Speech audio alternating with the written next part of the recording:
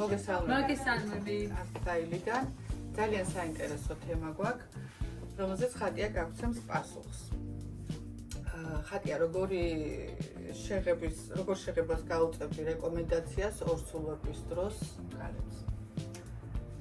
ჩემი აზრით, არა მარტო ორსულებმა, არამედ სხვა ქალბატონებმაც სასურველია, რომ სალონური მომსახურებით ისარგებლონ და სალონში პროფესიონალური საღებავით შეიღებონ თმები, რადგან უფრო დაცულები არიან სხვა თვალსაზრისით, მაგალითად როგორც არის მაღალი ამიაკის შემცველობით არ იქნება საღებავი, არ იქნება მეტად ძლიერი ეს საღებავი, რომელიც უზრუნველყოფს, რომ იყოს როგორც თმა დაცული, იყოს კარგი ხარისხი.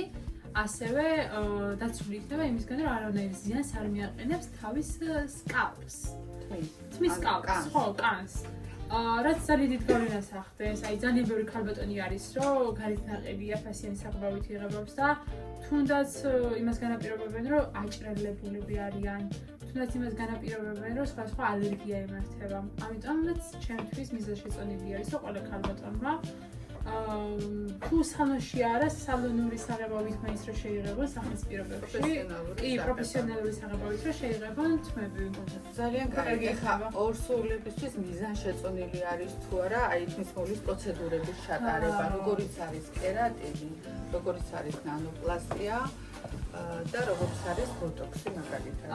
ჩემი თვალთა ხედვით, ჩემი მოსაზრებით, როგორც ორსული ქალბატონის მოსაზრებით მიმაჩნია, რომ ასეთი პროცედურები, რომელიც მეტ ქიმია შეიცავენ, მეტ ჩვეულებრივი ფორმალი შეიცავს კერატინი, რაც უზრუნველყოფს გასწავლებას. ვაღიარებთ ამას და ყველა სტილისტი ამას არის. 0.0% შეიცავს. ჩვენ ვაღიარებთ, რომ ეს ესეა.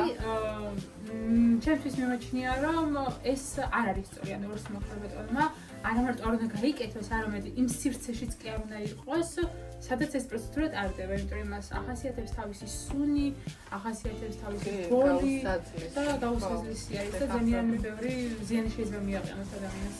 მაგრამ ის არ ნიშნავს, რომ რეკომენდებული არ არის ზოგადად აკრძალული არ არის, არც კერატინის გადაგება, უბრალოდ ორსულების ტექნოლოგიები, რომ არ გავაკეთოთ, არ გავუკეთოთ. რადგან უფრო დაცულები ვიყოთ, ანუ კი იძახიან მაგალითად ბოტოქსი შეგიძლია გაიკეთო, იმიტომ რომ ზიანს არ აყენებს და ის სკალპს არ ეხება, მაგრამ მაინც ქიმიური ჩარევა ხდება თმაზე და მიმაჩნია რომ არ უნდა გაიკეთო. კი, მაგრამ ზოგადად ბიუთის სფეროში ეს არ არის აკრძალული. მოდი ესე აღნიშნოთ, რომ ეს არ არის ბიუთის სფეროში აკრძალული, რომ მედიცინურად ექიმი მაინც გირჩევს, რომ ესეთი ქიმიური პროცედურები არ ჩაიჭარო. და აი ორსულებმა რა პერიოდიდან უნდა დაიწყოს მიშეღებვა?